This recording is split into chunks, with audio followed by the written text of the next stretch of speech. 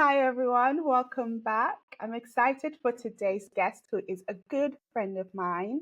He is the Senior Personal Finance Analyst at Interactive Investor and an award winning journalist as well. So, we're so lucky to have him on our podcast, From Roots to Froots. Hi, Myron. Hi, Arlyne. It's an absolute pleasure to be able to come on. Finally on. Yay! It's taken so long, but no, it's an absolute pleasure. Yes, I know you're so busy right now at the time of recording, end of October, preparing for the budget announcement. So I'm glad that you could take the time. So thank you for joining. My pleasure. Yay. Actually, I just wanted to clarify for anyone that is watching or listening, what is a senior personal finance analyst? What do you do? That is a question I've been asking myself that for 5 years since holding this role. So it's pretty much a jack of all trades when it comes to anything related to finance. So my role involves me talking about investments. I work for an investment platform called Interactive Investor. So if you want to invest, you invest through someone like us. We're the second largest in the UK. So my bread and butter is investments, stocks, shares, bonds, funds, all that kind of stuff. I also comment on mortgages, savings, buy now, pay later, even some insurance topics, you name it, just anything that falls under the personal finance banner. Brilliant. This is why you are our go-to in our friendship group.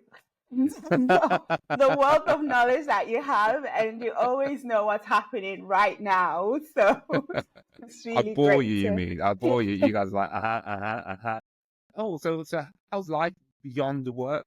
No, we listen to you. I'm actually just Sure. going to open with this in terms of something that you advised us to do. Because today we're going to be mostly talking about investing, since you're that guy. Something that you advised us maybe 3 years ago, I think it was, 2021. We were just talking about what was out there and one of the investment platforms. And I was like, oh, okay, I'll go check that out.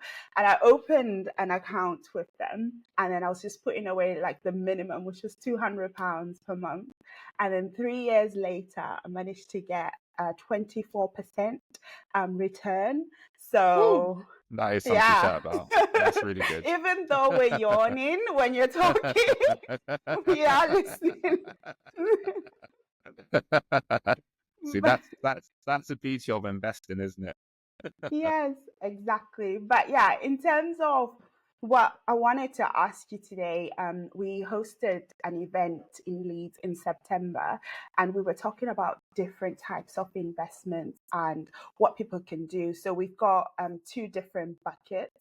Some people know a lot and they are a little bit skeptical about where to put their money. And then some people have no idea in terms of where to start and maybe aren't in the right place to even start. But in terms of like when it comes to investments, one of the questions were, is there anything that is safe where they won't lose their money? Where can they put their money and it's completely safe? I think that's such an interesting question, because I always say some people, like for example, if you put your money in a savings account, yeah, fine, your money is safe, up to £85,000. That's covered by something called the FSCS, the Financial Compensation Service Scheme, where if a institution closes down for whatever reason, if the bank is regulated by the FCA, which is the regulator, your money's protected up to £85,000. So so people invest more safe through that, but there's also a risk of just savings because over the years, especially in the years following the financial crash, savings rates were so low, and they were eaten up by inflation. So in real terms, your savings were I suppose, are less than when you actually put the money into the savings account. So with investments, I always say that, yes, there's an intrinsic risk of market ups and downs. But if you take a look at history, investments have a really, really good track record of producing returns that, one, outstrips inflation, which just means beats inflation, and also beats the top savings rates. But the key is to make sure that you give your investment an ample amount of time for it to grow, for it to go through the inevitable market ups and downs, for a smooth return over the years. But also, it's important to point out that not all investments are one or of the same. They're very different. Some investments come with greater risk than others, so greater risk, higher return potential than others. And so things like funds, for example, we talk about funds are just when you are investment products which consist of a pool of different investments. So if you invest in something called equity fund, that's a pool of different shares, which might be UK shares, US shares, whatever shares across the world. This pools of investments which help spread the risk. If you invest in like a diversified fund or multi-asset fund, it consists all of investments that essentially allows you to dip your fingers in different investment pies. So if one goes cold, you don't have to worry too much because another can be hot. And the whole idea is that over a long period, again, this is why time is quite important when it comes to investing, that you have a positive return, despite some pies might be cold, some pie might be hot, but over long term, you have a positive return. Yeah, no, that would be a good place to start, and I like that you kind of described the different types and how it will work. Because if you invest in a fund, then essentially you have a middleman that's making sure that that fund has the right kind of portfolio in there, compared to investing directly to a specific company, and then you have to research that company to make sure that they're actually going to provide a return, and then it's a little bit more riskier than having the fund. So that's really good for people to know, because they also sometimes ask, what's the difference between me just investing in Tesco compared to all these funds? And I suppose, yeah, that's a great place to start. And how would someone start investing if they're completely new to it? Yeah, well, just to actually follow on from what you said, so like if you invest in Mhm. the share, so that's one single risk. So you're putting all your eggs in one basket versus investing in funds, where you spread your risk by putting your eggs in different baskets. And even with funds, there are different types of funds. There's an active fund, which is actually managed by a professional who's looks to beat the market. So the market could be the FTSE 100, for example. So they'll invest in the UK, but they'll look to beat the returns of funds that track the returns of the FTSE 100. And the other type is the tracker fund, which just aims to replicate a market return. Again, the FTSE 100 is a good example. It could also be Mhm. S&P 500. So there's just different types of investment. And it leads me on to the question you just asked in terms of how can someone who finds investing confusing start. I think the key, as people are probably thinking, I need to educate myself. There is no Yes. kind of substitution to that. And I'll say begin by learning the basics of investing. So understand key concepts such as what is a stock, what are bonds, what are funds that we just spoke about, what are ETFs, Mhm. exchange traded funds, which are funds that are traded like shares. And also you have to understand key investment principles like diversification. Again, what I said about spreading your bets, having your things dipped in so many different pies, and that doesn't just involve pies of sectors. So there's different sectors that you can invest in, like technology or financial services, but across different regions. So in making sure that your investments is spread, not just invest in UK stocks or UK bonds, you can invest in US stocks or Asian stocks, for example. Mhm. So it's important to understand those basic concepts, and also it's important to understand investment risk. I explored that earlier. And the Mhm. best thing about educating yourself is you don't just have to read the book, which I still recommend doing, read book, but also there's so many different resources available online. You can go to like Investopedia, for example, for some investment data. There's Mhm. articles on the Financial Times, the Daily Mail, any respectable newspaper or media organization. They offer decent resources for those who are looking to start investing, even investment platforms. So I work for Interactive Investor, and we have plenty of Mhm. guides and plenty of features that's aimed at getting people who are nervous about investing, provide them the confidence so that they can feel empowered to actually take their first steps in investing. So yeah, step number one, I'd say, is to educate yourself. Step number two is to set yourself clear financial goals. So you really have to determine what you want to achieve with your investment. So we were talking about this earlier about pensions. Are you saving for retirement, or perhaps you're saving to buy your first property, or maybe you're saving to fund a master's, for example, or just some other big purchase? It's really important to have clear goals before you invest, because your goals will determine your investment strategy. Yeah.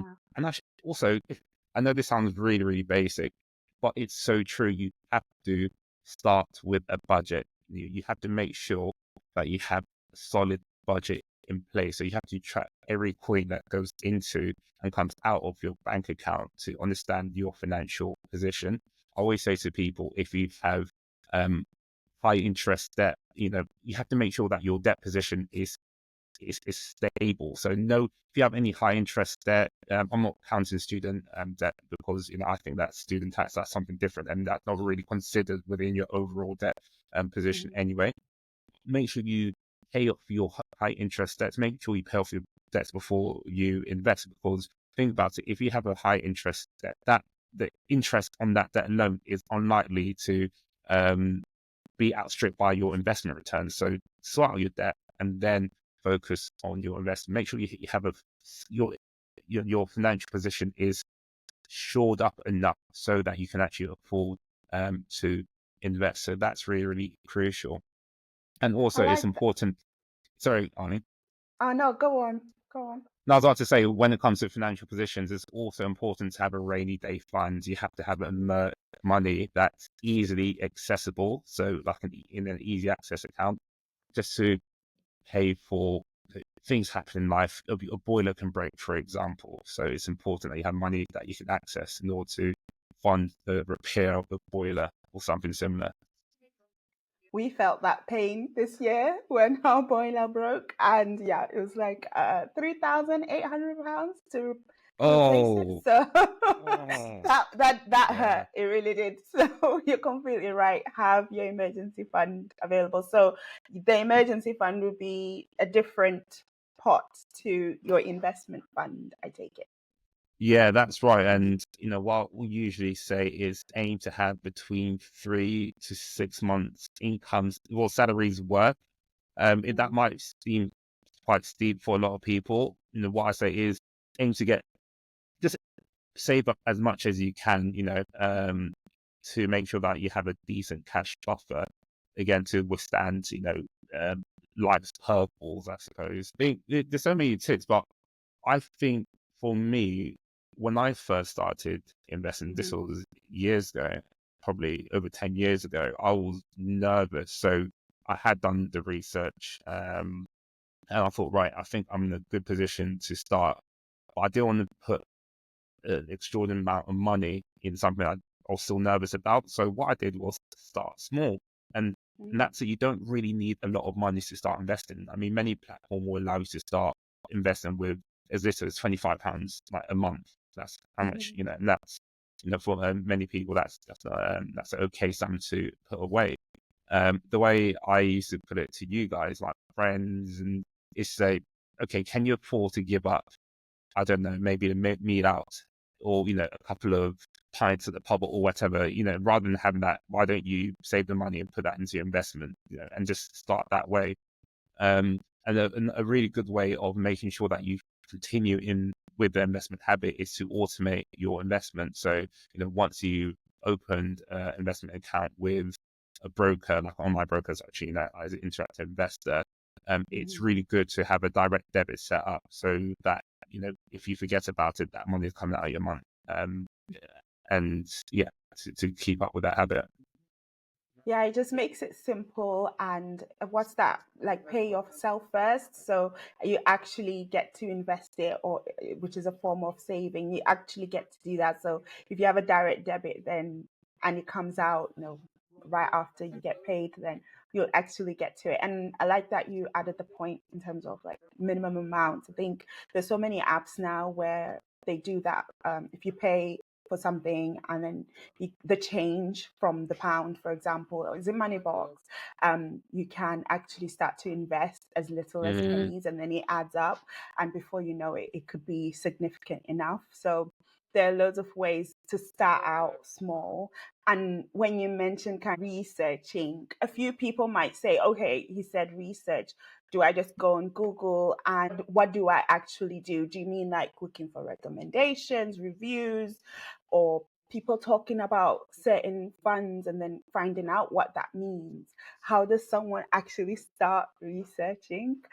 Yeah, that's so interesting. I always say, as a former journalist, trust, go to reputable sources, like, Financial Mm, Times. You've got some good broadsheets. You've got some newspapers that have really good financial sections, and they include content that written by really, good financial journalists, people who know their stuff. Um, mm, I know social media is a growing source for financial information. And that's fine. There's some really, really good stuff on social media. Things you do, Arlyne, is fantastic mm, and really useful and helpful stuff. However, there are other things that there are some influencers that aren't quite influencers. It's just some garbage. I'll try to put it mildly. There's just garbage content out there that should never see the light of day. I think the yeah, difficulty for the everyday person is sifting the wheat from the chaff. yeah, And what I would say is you have to question an individual's credential. You have to think, why is this person talking about this? You have to distill what guidance is versus what looks and smells like product promotion, for example. mm, And so that can be difficult, but there are some telltale signs. If someone feels like they're pushing you towards a product, you have to question why they push me towards a product, because investing is a very personal journey. What investment product that might work for me might not work for you. I might have a higher risk tolerance, to take on this investment. You might not. So that's really key. If you feel like you're being pushed into investments, you have to question, actually, is it for me? And why am I being pushed into this? You bring up such a great point, because a lot of people, was it last year when the Sam Bankman-Fried Yeah, trial happened, and a lot of people lost money through their crypto exchange, and it was because they'd seen their favorite celebrity or their favorite influencer promoting it. So yeah, sometimes just because a celebrity recommends something, that doesn't count as the research. It's more going in and actually looking at the numbers behind the company that you're going to invest in, rather than just going by, okay, this person did it, therefore I'm going to do it. But there's a yeah. growing thing right now on social media that you brought up, which is a really good point, because a lot of people lost a lot of money through that.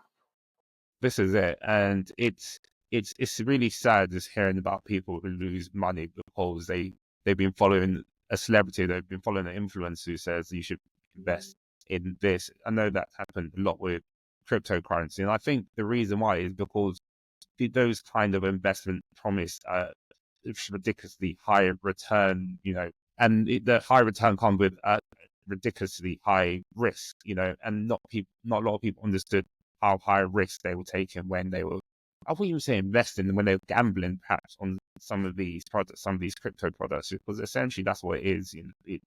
It's very young. We don't know how its purpose in real life yet at the moment. So for yeah, I think from the most part it is a gamble. Um, but it's really sad because people are losing out. There was a point I was looking to make, I just completely forgot it, but it will come back to me. I think Yeah. people think that you can make money very quickly when it comes to investments, and I think it's not always the case. Investments should and is boring. It should be and is boring because I say boring. It's all about slow and steady wins the race Mm. when it comes to investment, which some people might consider as boring, but that's what investment is all about, especially for people who are looking to bolster their wealth, in a way that's responsible. Yeah, I think that's the best way of putting it. that's responsible. So it's slow and steady wins the race. Make sure that your investments are well diversified so that you're not losing sleep, over your investment. Just, imagine putting your money in cryptocurrency, all your wealth and all your hopes is in this one basket, all these, on cryptocurrency. It might keep you awake at night versus having diversified portfolio and giving your portfolio enough time to actually grow. That's what people should be focusing on rather than just kind of get rich quick schemes, investments that, often not, they prove way too good to be true. Mhm. Yeah, and I was just thinking of someone in terms of like an influencer as well who's been saying things that I feel like are a little bit toxic, and this is going to be controversial because he was the author of Rich Dad Poor Dad, but I see him now as like a finfluencer. He's just pushing something, I think, because he was promoting that you should get more debt to then buy more assets. And I understand when you have the knowledge and when you can kind of weigh up in terms of like the interest rates and how, the returns that you might get, like, oh, actually I'm going to make a profit. But it just sounded like he was saying, why on earth are you using your money to invest in XYZ? You should be borrowing more. But right now, when we've got high interest rates, you might actually Nothing be to do is losing borrow. out. Yeah. Yeah. Exactly. Again, investing is a very personal journey, and Mm, don't take risks that you just really can't afford to. Your investments shouldn't keep you up at night. Be responsible. And there's a reason why diversification is is is important when it comes to investment. There's a reason why people say, I say people, experts say, financial advisors say that you have to give your investment time to grow. And these are investment adages that have served the investment community over the years. So while I'm not opposed to like new ideas, new investments, it does pay to actually remember some of the old school investment adages when it comes to growing your wealth. okay. Oh, brilliant. And I had another question as well, slightly different, but in terms of we were discussing personal pensions. So Mm, I'm now, full-time business owner. Therefore, I've left the world of like employment and having employer contribution. And I kind of need to make sure that my employer needs to kind of provide the employer contribution. But we were talking about self-employed people and how they need to look into their pensions or maybe topping it up with investments as well. But yeah. is there any advice that you can offer to self-employed people so that they can start?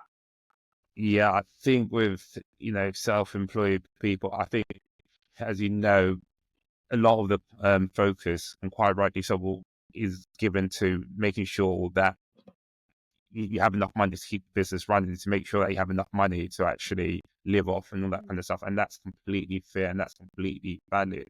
But it's important not to lose sight of retirement and your retirement nest egg. What I'll say for self-employed people is, where you can afford to, it's really worth building up a retirement nest egg. It's really worth investing in a pension.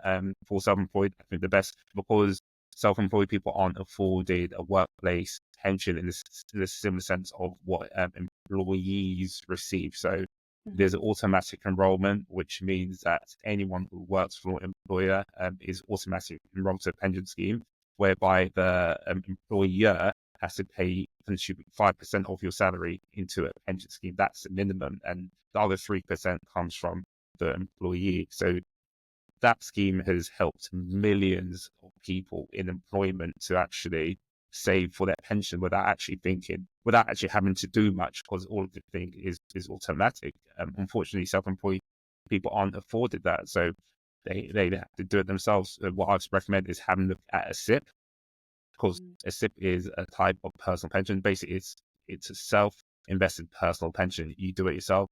You can open a SIP through a broker, and the benefit of a SIP is your pension contributions to £60,000 a year benefits from tax relief, which is your marginal rate. So if you're a basic income taxpayer, 20%.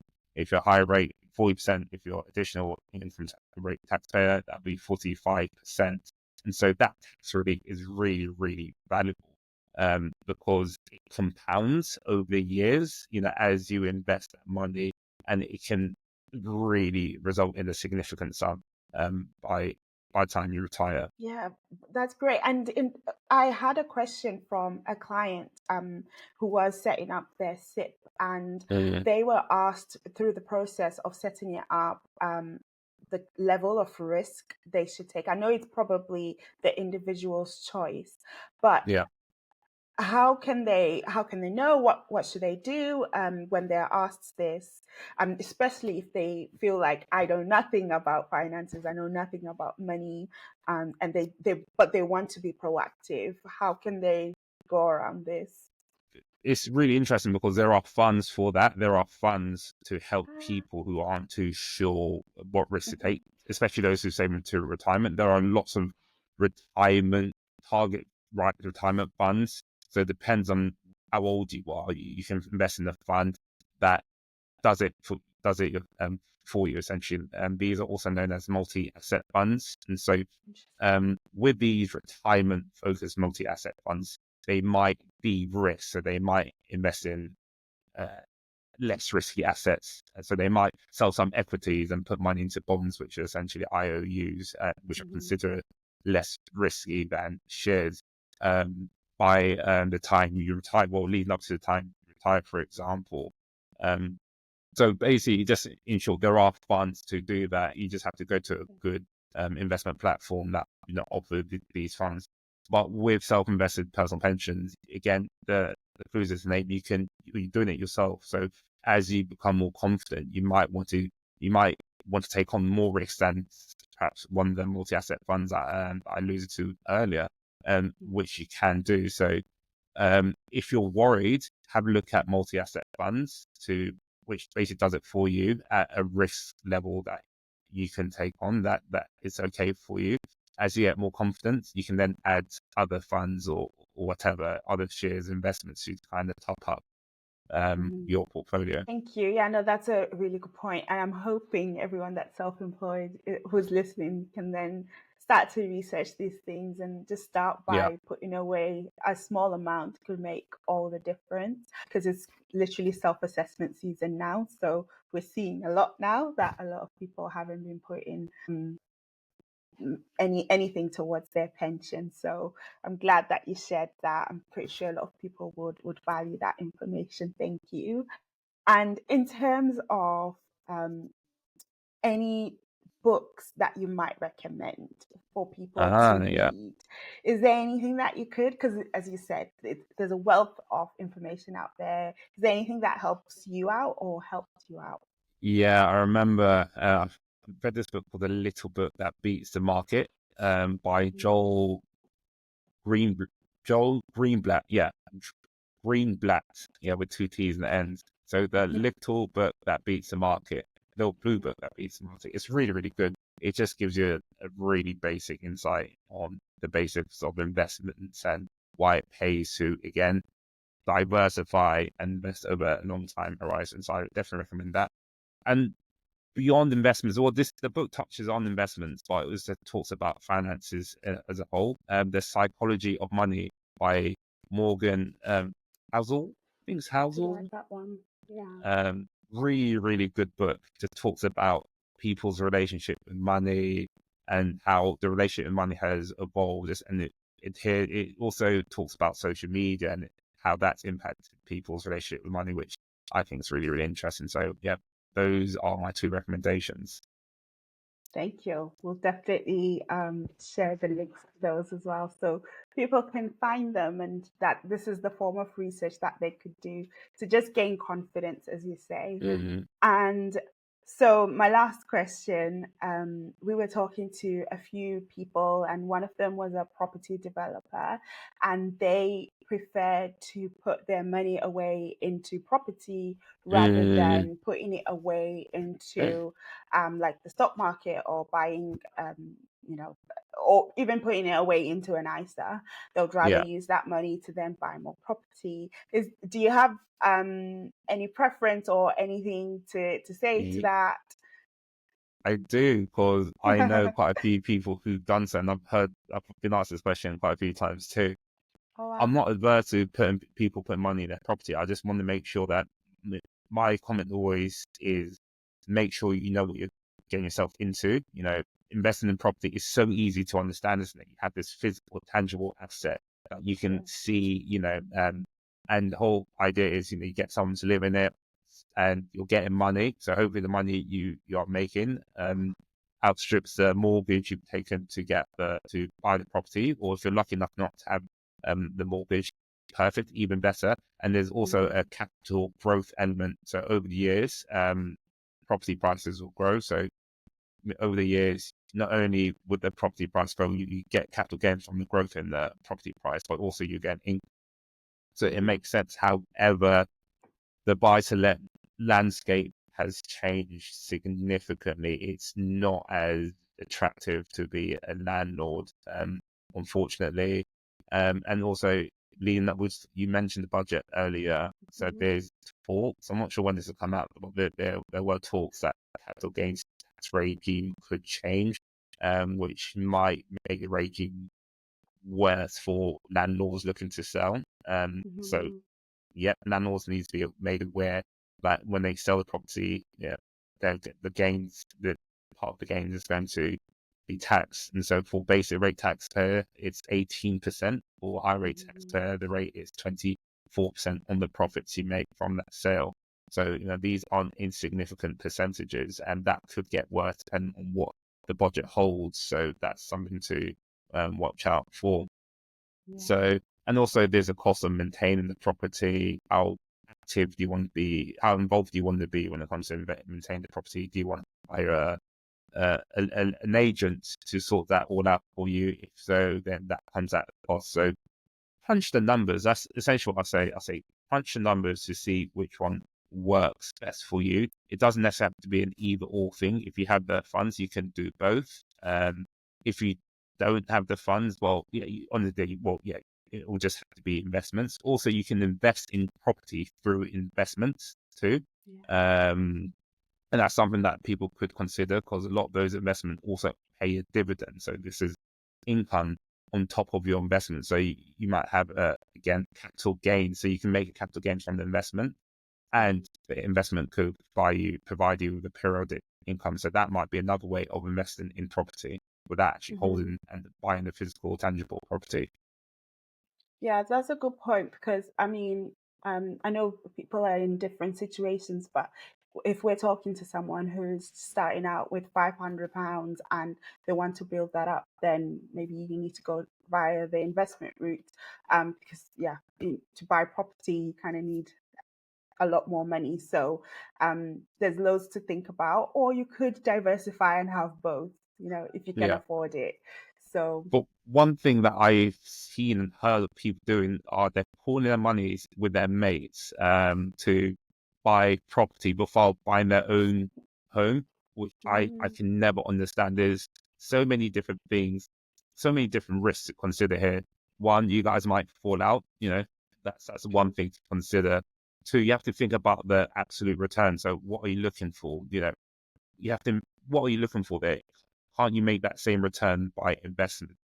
Three, someone might want out at some point. So how are you going to negotiate that? You should really think about that. For, as I said, if you're buying property, a buy-to-let property before buying your own property, you're going to relinquish essentially some of the benefits of being a first-time buyer. And that's, for example, lifetime ISA. For example, that's for first-time buyers. If you buy a property with your mates, you've already bought property, and therefore you can't use that money for your property to buy your own first property. People don't really understand it, so you might be relinquish some decent benefits that help first-time buyers get on the property ladder because you chose not to get on the property ladder yourself. But buy an investment property. Very interesting. I mean, and I guess it's also up to the individuals in terms of maybe if you are going to move into that property and that was the only way that you could afford it, maybe. But a lot of people are doing it for investments, as you say. So Strictly it's for something investment, to yeah. think about. Yeah. That's it. My comment is applies to those who are doing it strictly as an investment tool. Yes. Yeah. Yeah, very interesting point.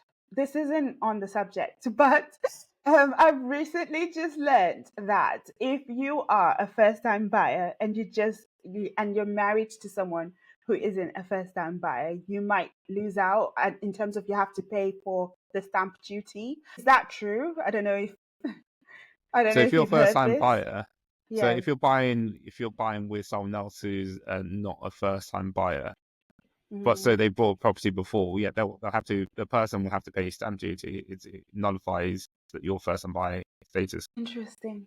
Interesting. Thank you. Interesting. Hey, sorry, I got lost there. I just thought of that. To be fair, I think I asked all my main questions. Do you have anything else, any advice or any information that you could offer up to people? Yeah, I think investments might sound complex, but it really it's not that complex. I'll just say again, just going from my own experience, just start off simply.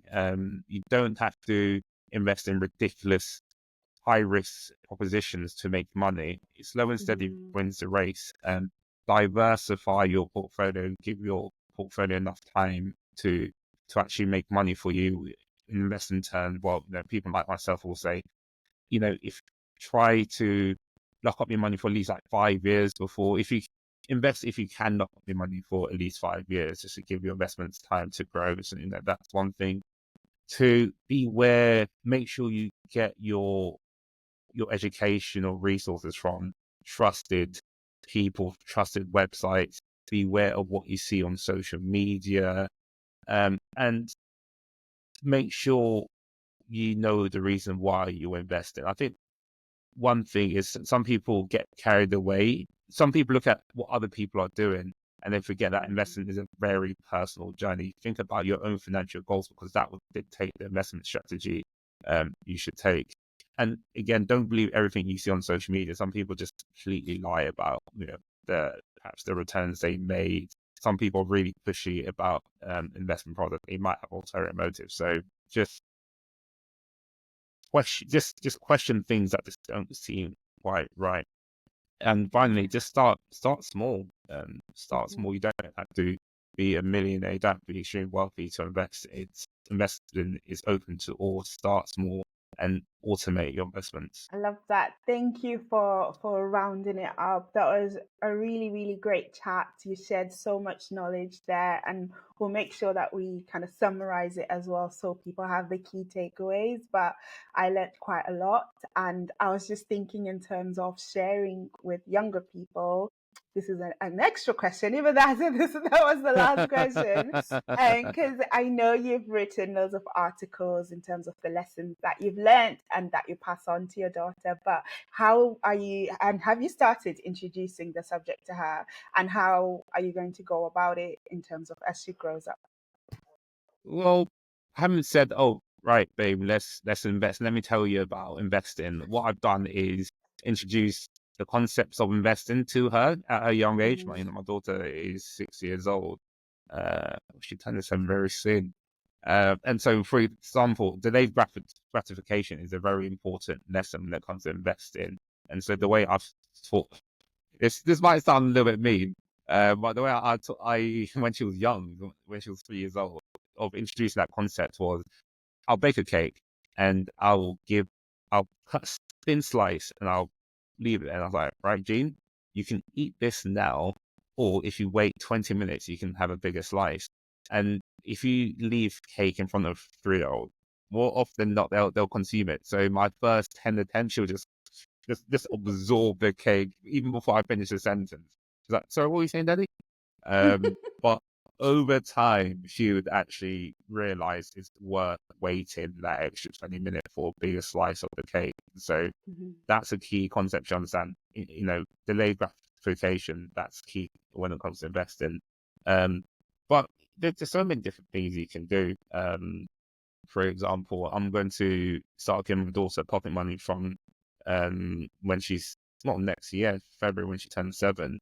And what I have in mind is saying to her, right, you can have this now. And if you here's £2, if you give £1 to me, to put in savings or invest in now, or if you give £1 to me now, in 2 months' time, I'll give you another £2, so you have £3 in total.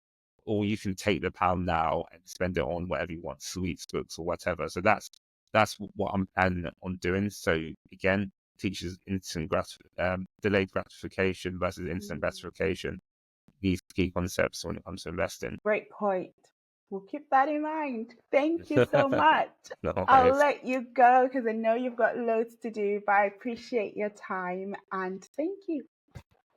Thanks for having me on. That My is pleasure. all for us today, guys.